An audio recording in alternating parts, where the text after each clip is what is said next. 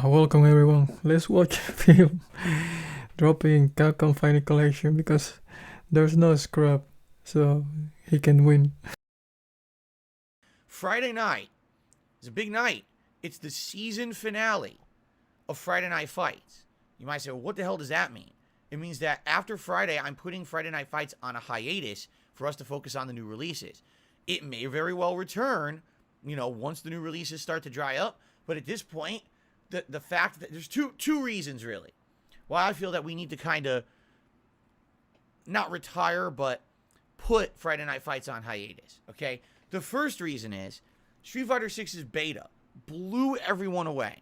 Everyone is super excited for Street Fighter 6 now, including me. Like, I really loved the game.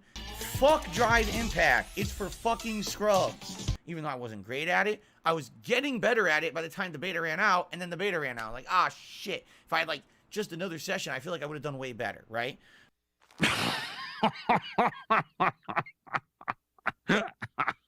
No. But the visuals are great. The graphics are some of the best I've ever seen in a video game, let alone a fighting game. The gameplay elements are sound. The online play, for the most part, was solid. I like the battle hub. Everything about the game was outstanding. I literally cannot wait to get my hands on this game again. So all the hype for fighting games right now has been pushed to Street Fighter 6. And even people who are, playing other fighting games at this point are kind of like, nah, shit, don't really care about those anymore. I want Street Fighter 6. So we're all antsy. We're antsy. When's the next beta, right? When are we going to get more information? We're dying for more. Me too. So number one, with all the fighting game hype being pushed towards Street Fighter 6, it's going to be hard to maintain people and be excited for retro games. That's number one. Number two, the Capcom Fighting Collection is pretty much dead. At this point, I hate to admit it, I have to throw in the towel. I give up on the Capcom Fighting Collection. And once again, the game is not dead. He don't want to play the game because he can't win. He get destroyed every Friday. Alright?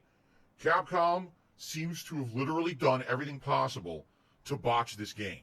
Okay?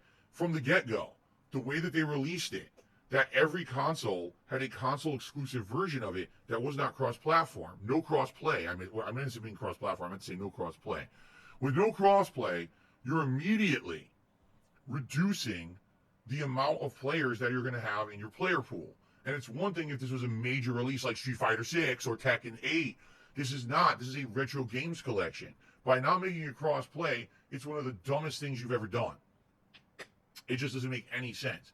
In addition, this game at launch didn't have common features that you would want. Like, can I see the quality of the connection of the person who I'm matchmaking with right now so I don't waste my time joining someone with a terrible connection and now the whole thing lags to shit? It makes no sense. Why would they do that? I don't know. It's like they didn't try. The thing is, by the way, another thing that was really stupid.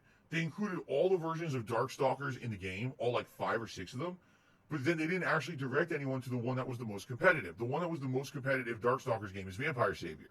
That's the one that was in American arcades, worldwide arcades, and everyone played in tournaments. Outside of that, there were 2 more. There was Vampire Hunter 2 and Vampire Savior 2. They were only ever released in Japan and never have real competitive communities around them. So then why would you put all 5 Darkstalkers games online and for a game that already isn't going to have a wide player base, cause confusion among the player base as to what game they should be playing? So now everyone's trying to find people, but they're all playing different versions and it doesn't align. They can't find any competition. None of it makes any sense at all, quite frankly. It was really just little to no thought put into the game. I was one of the few streamer people who was a proponent of the game and tried to get people to play it by playing it once a week. What? You've got to be kidding. Within about a month of it being out, literally every person in the fighting game community dropped the game and went on to play other things. I was the only fucking person who kept playing this game after about a month. And the game's now been out for over 3 months, and there's no one playing it anymore. The game was dead on arrival on Xbox, and the game barely has any players on PlayStation. Every week when we try to play it, we end up playing the same 5 people over and over. Half the time the connections are laggy. It's disappointing as shit. Capcom released a patch 2 weeks ago to add in basic features like see the quality of the connection of the person you're playing. It did absolutely nothing. No one bought the game. They put the game on sale and then only gave it a $10 discount. Instead of slashing the price by 50%, they slashed it by about 25%. It didn't do anything. No one bought it. So essentially, Capcom completely and utterly botched this game and ruined it for themselves. There's no excuse because the game is fine, but they just had no idea how to market it, no idea how to sell it, no idea what people wanted. You could tell they did absolutely no market research whatsoever. They just had someone in charge of the project that was inept and didn't know what the fuck they were doing.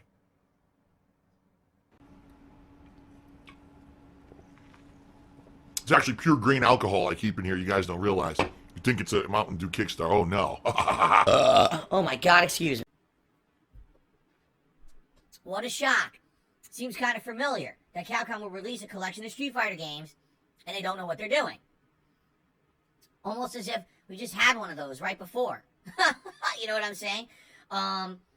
So sadly, I did as much as I could to promote this game. I did as much as I could to try to get people to consistently play it, playing it once a week, doing a major stream of it. I can't do it all myself. You need to have other people in the community do it. They won't. They don't care about this because I hate to say it.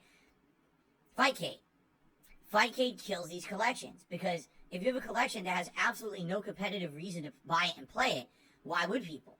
If right now, if you have a working PC and you could download Fightcade with all the ROMs of these games for fucking free, and you could play them over the internet for free via pirating them on Fightcade, why the fuck would you buy a collection on console?